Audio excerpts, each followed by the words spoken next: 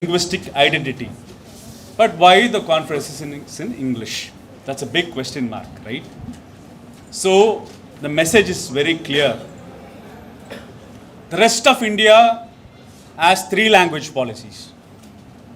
What are the 3 language policy? Hindi should be there, regional language, Hindi should be the national language and the official language. Then comes regional language of the respective state, then the English language. When you compare the North Indian states, Hindi becomes their regional language, Hindi becomes their national language or the third language, and English becomes the second language. So it's no difference for them.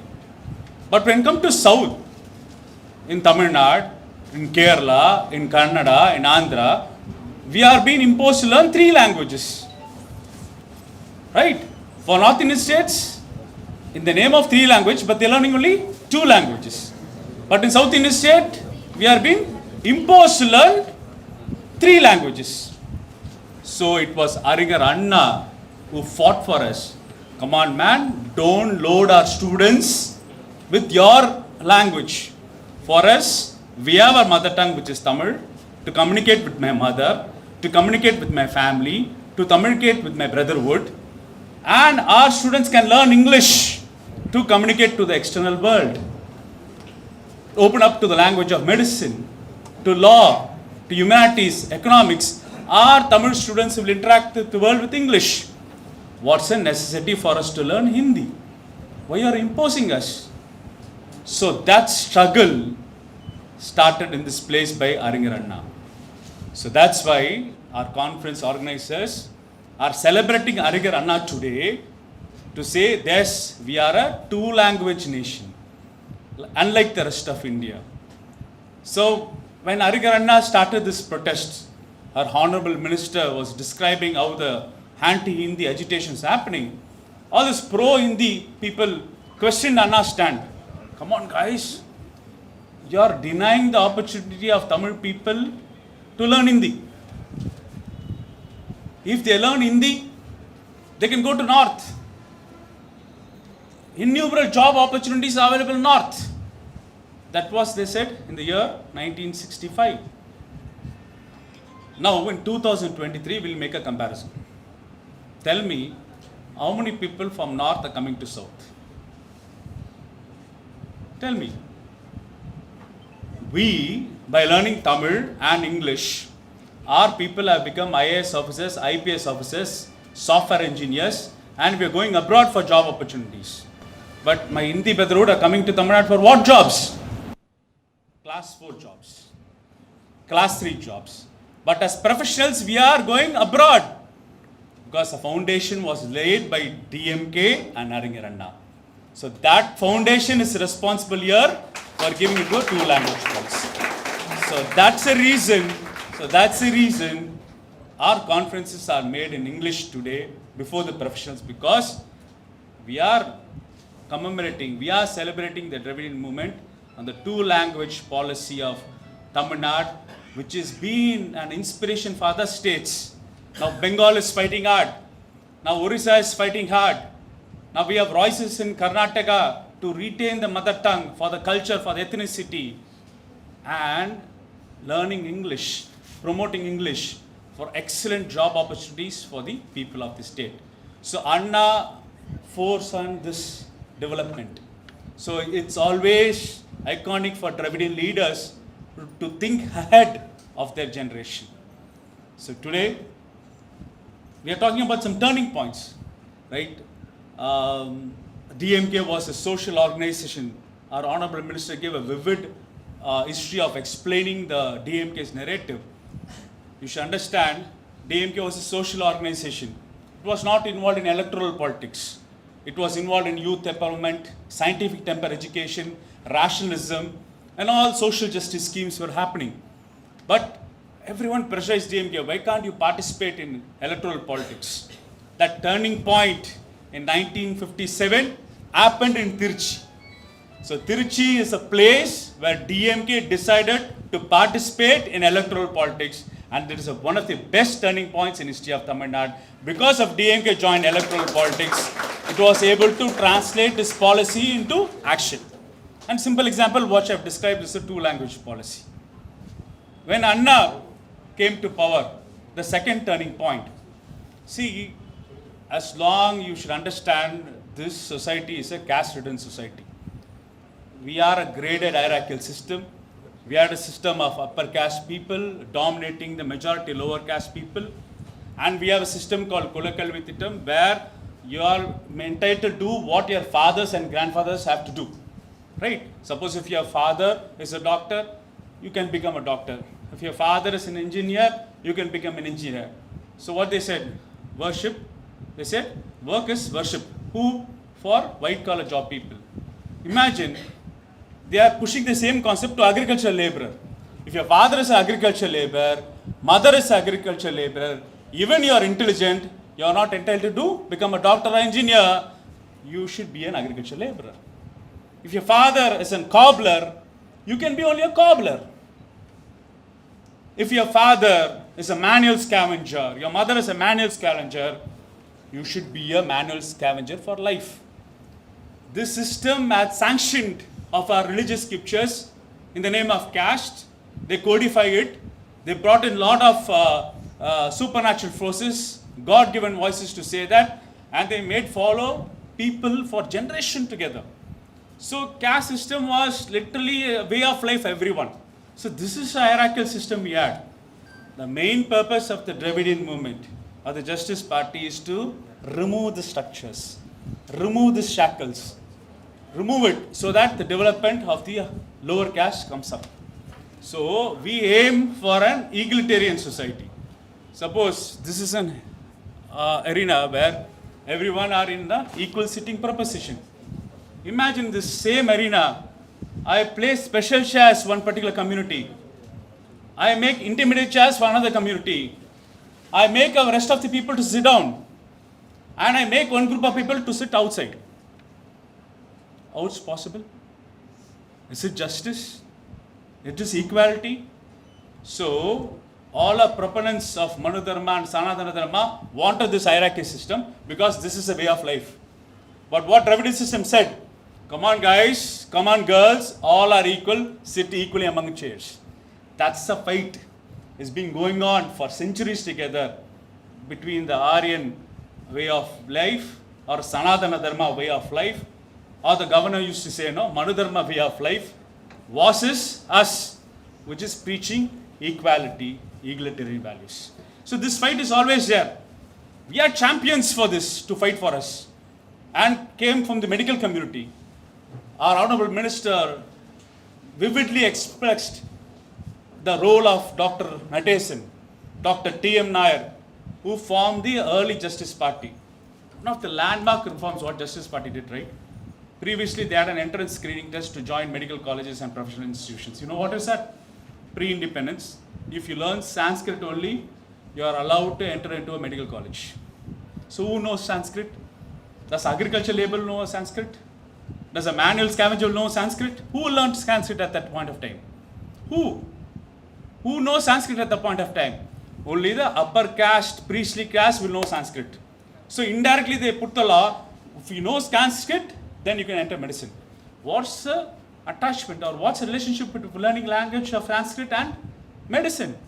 So it was Panagal Arasar and Justice Party removed the law. No need Sanskrit. If you know Tamil is also fine.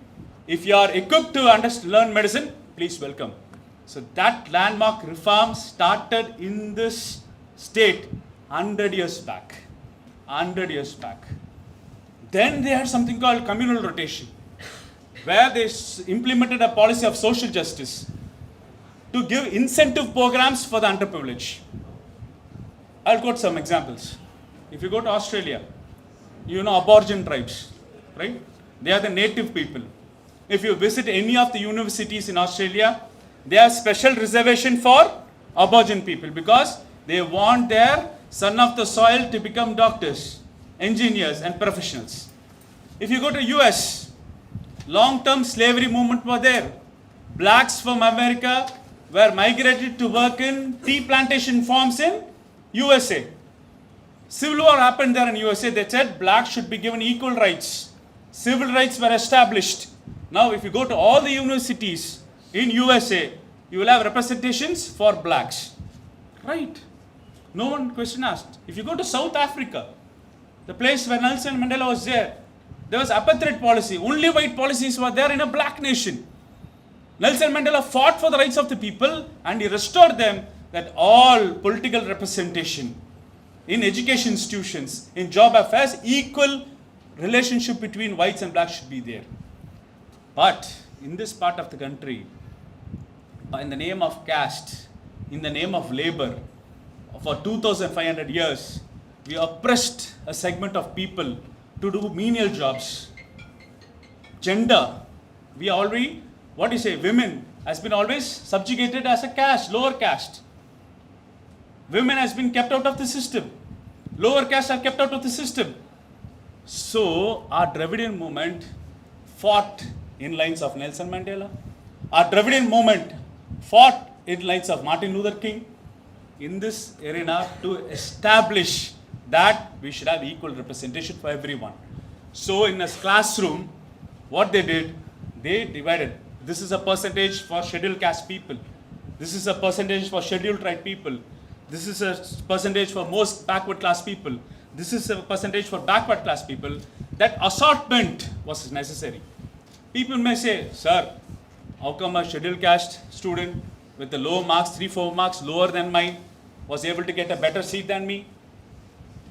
Sir, our most backward class student or girl who was given extra marks to come out, our religious minority girl who has been lower marks than me has got a better institution. This is justice, you may ask.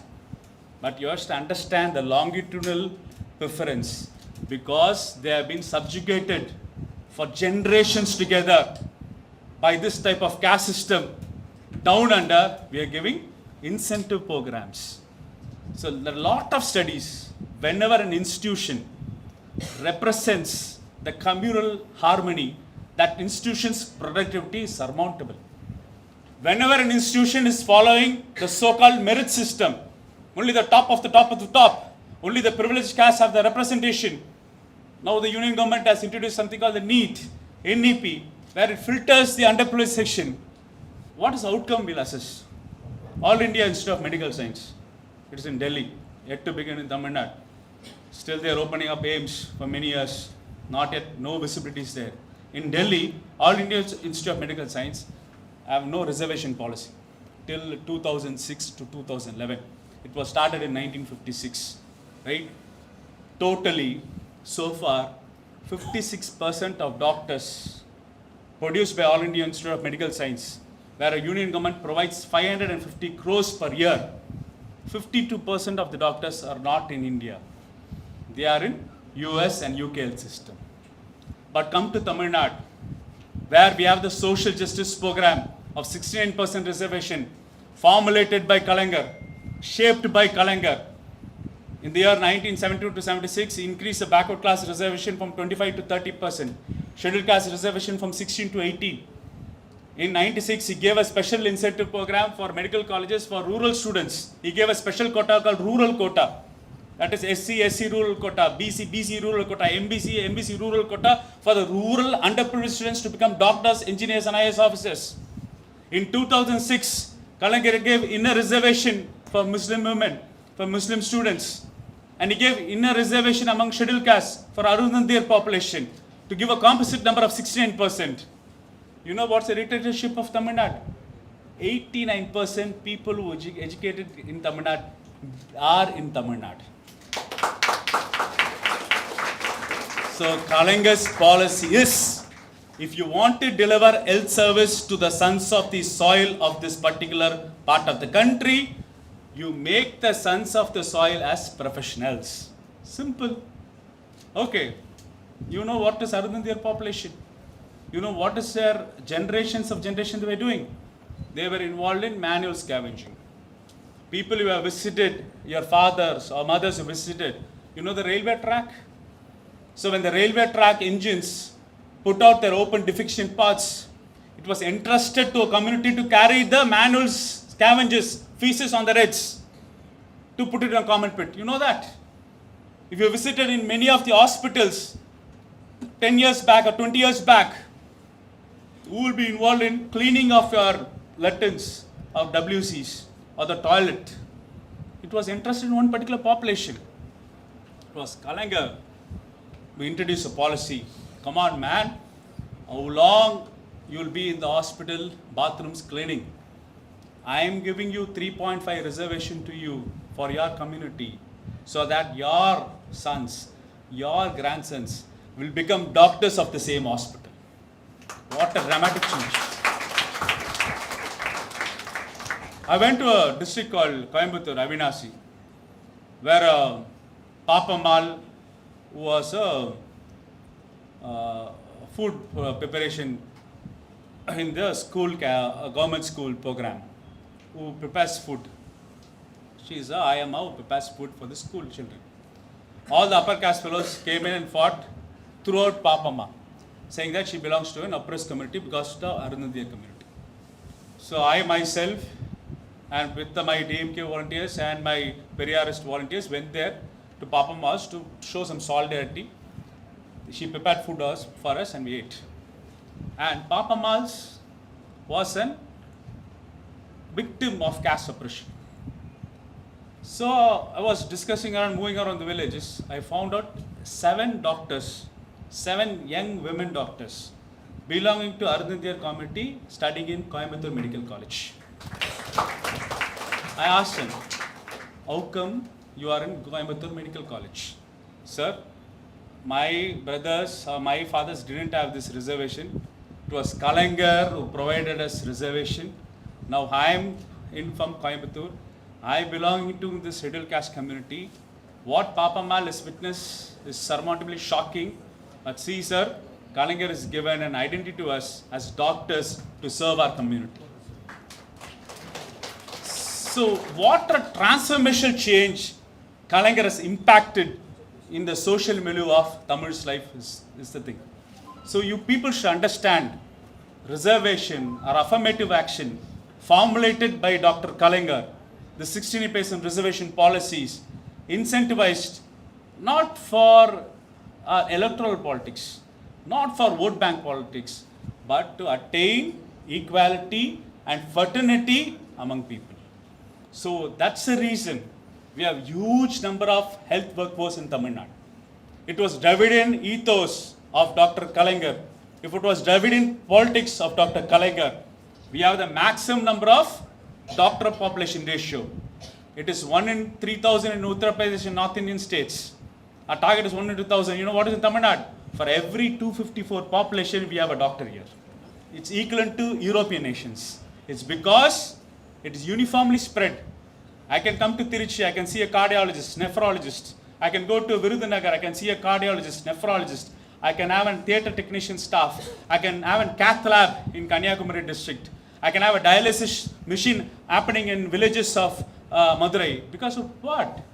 Because these healthcare professionals are created by Kalaignar's social justice policy. If you go to other states, maximum if you go to Maharashtra, if you cross Mumbai, or if you go to Uttar Pradesh, if you cross Lucknow, or if you go to Madhya Pradesh, if you cross Bhopal, that's it.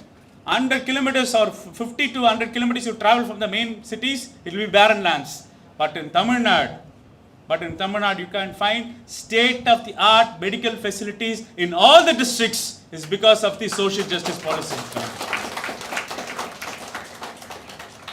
That realization point is vital. So our minister gave a vivid expression. What understand the political dynamics? I am giving you what is outcome you have been enjoying. What outcome you have been celebrating now is because of the policy making of Kalaignar which was done in his government initiatives.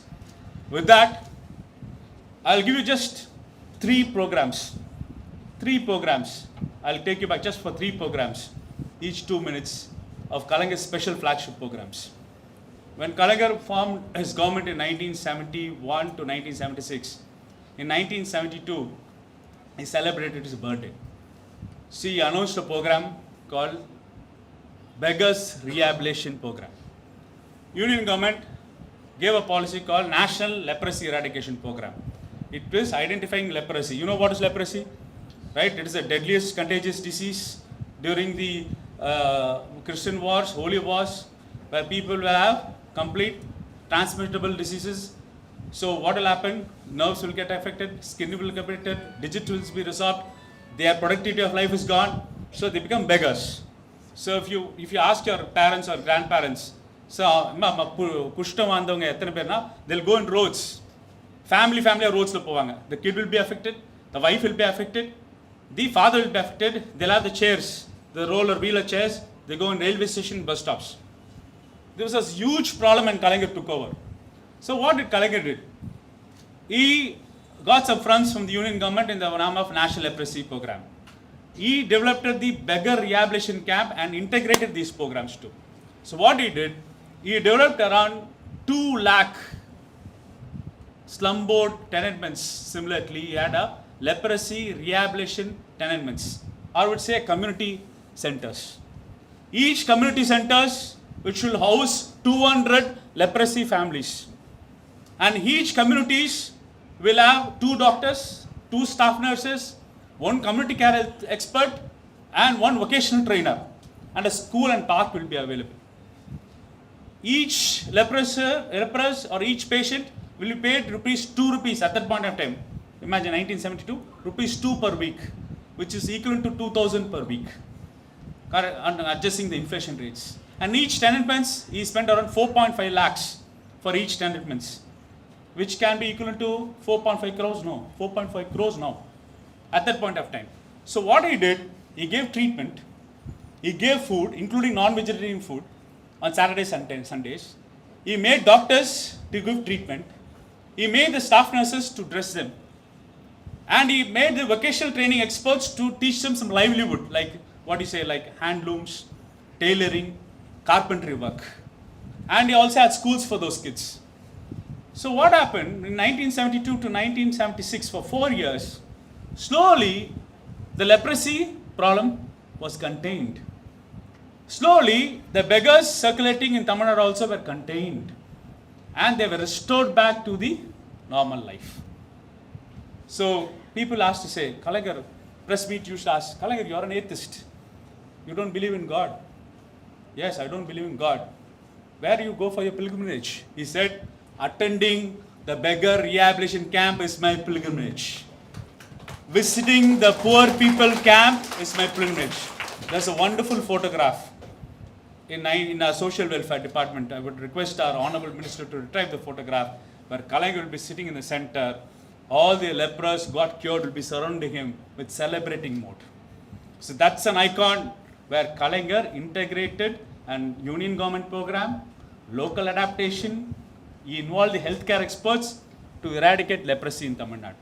So only after the intervention, you can't find any much of lepers in Tamil Nadu state. That is one flagship program of Kalaignar, I would say. There are many programs similar to that, but second, vital, which is close to my heart. In economics department in Madras University, there was a conference. There was a cardiologist by the name Victor Solomon in 80s. He presented a paper in economics conference saying that, sir, all the children in the childhood, in the school, are having some upper respiratory tract infection. After a throat infection, they have migratory joint pain, which is known as acute rheumatic fever.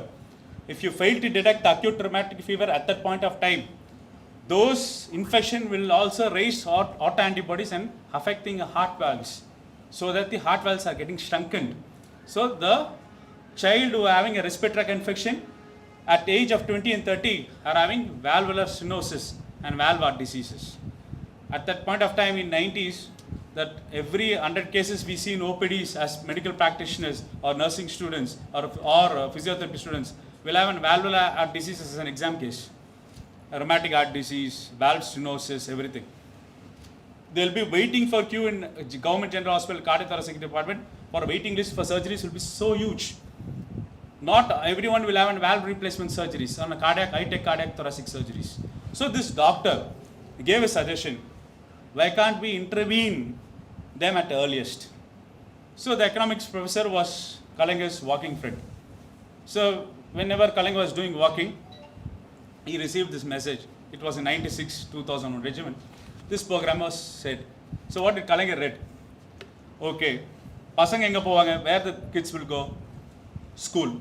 So what we'll do? We'll educate the teachers. We'll educate the teachers to find the symptoms. If any kid having respiratory tract infection and migratory joint pain, let them refer to a school health program nearby. We'll give them an yellow card.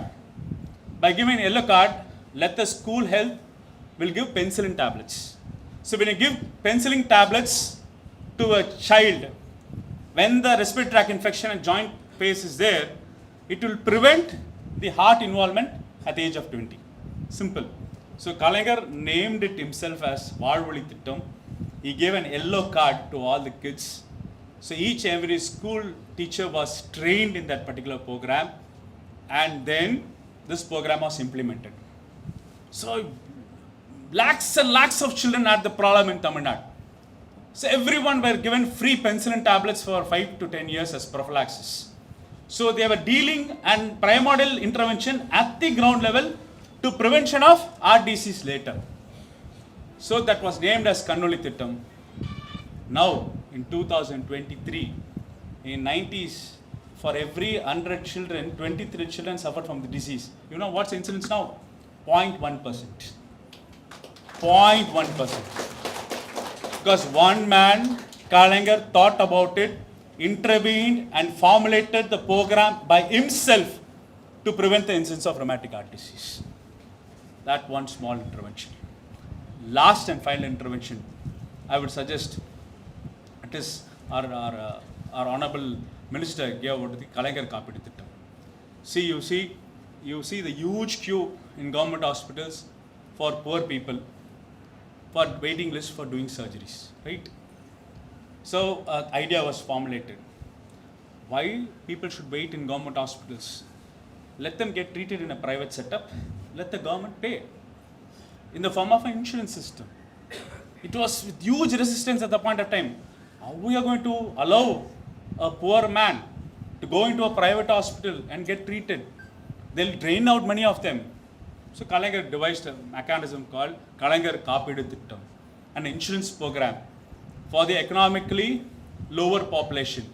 At that time it was 72,000 per year, less than 72,000 a year, and they formulated Kalagan Kapidu Thittam card. He formulated list of operations where the deserving operations were listed out. You know why? In this addition, in this Kalagan Kapidu Thittam, so all have to get interested, supply my ration card, get a coupon out of it, get the card, empanel hospital, no paisa will be asked from a private hospital, procedure will be done and come back. So this system is being copied paste by the union government as Pradhan Mantri scheme. Any scheme what Kalagan has devised in Tamil Nadu, plagiarism has happened in union government. They simply copy the scheme and put their sticker over it. That is happening for long. Kalagan was least bothered about that. Till today in Tamil Nadu, now, all the transplant programs equivalent to 22 lakh rupees, including kidney transplant, including liver transplant, is happening on the foundations of Kalagan Kapidu Thittam for the poor and needy. So my friends, I could talk all day long about the medical achievements made by Kalagan. I could talk all day long. 1 hour is not enough. What I have done today, I made you understand what is the principles of social justice, what Kalagan and DMK did in the form of policy making for the poor, for the underprivileged sections of the society, how to uplift a medical status of particular state, how to improve the infrastructure of the medical status of the state given these dynamics. With all the stuff, I will love Kalagan for abolition of entrance exams for medical college. I would love Kalagan to develop district medical colleges for all the poor students to get studied. In the footsteps, our Dravidian model Chief Minister, our MKS, is doing a phenomenal job. Now we're giving one step more. Makkal Thediya Marthuvam, reaching household medicine for hypertension, diabetic patients. Reach the people there. What's the necessity of old people coming to the hospital? He introduced a scheme called Makkal Thediya Marthuvam. Then he upgraded and called Innur Kapam Napithidi. 48 hours. If anyone, any injured, road traffic accident, the bystander will pay 5,000 rupees with a certificate. And the insured patient for 48 hours, he won't be charged anything. The government takes care. Innur Kapam Napithidi. Now, in the name of Kalagar, our Chief Minister opened up a grand multi-specialty hospital in Chennai to commemorate the achievements of Dr. Kalagar. Within 2 years, AIMS has been constructed by the Union government for the past 7 to 10 years. But within the span of 2 years, a multi-specialty hospital has been opened up in our particular regimen. The biggest turning point for Tirchi, apart from the big turning points, is our Education Minister, who has been here anchoring the education status or education milieu of our state.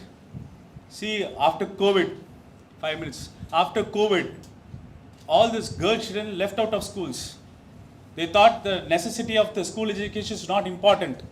But our minister took at the point of the epidemic, the pandemic, intangible benefit, where education was going down. He took the responsibility of Illam Thediya Kalvi. He introduced 15 lakh volunteers to go back to the rural villages, to involve the interest in education, especially for girl children, and he restored them back to school. What a Himalayan task! What a Himalayan task! What did it then? You know, the foundation literacy was gone in 2 years. See, we all studied 4 years, 2 years is not enough. Imagine for a JKG or UKG or a first standard kid, 2 years of mathematics gone, 2 years of linguistic language is gone, 2 years of Tamil language. You know, foundation is weak. So you can't build anything with a weak foundation. Our minister evoked a special program called Ennum Elthum Iyakkam just to improve the foundation literacy of people who are affected in the COVID situation education pattern. Now, always our minister used to say, see, no more a government school should to be say a stigma. We should be proud of our government schools. As an MLA, I see the huge developments happening in each and every government school in the form of Tagaisal Palligal, in the form of smart classrooms in government schools.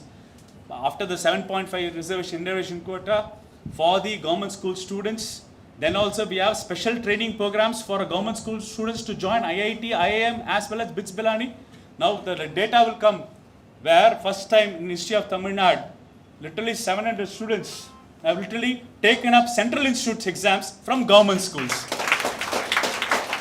Each and every day, your Tiruchi man, your son of soil, is working every nook and corner to revamp our education standards of our government school in par with not private schools, in par of international school system placed in European nations. So I'm happy to be here with all along with your son of the soil, with the minister, that too in a celebration of 100 year celebrations of Dr. Kalagar, to talk about Kalagar to you. Thank you.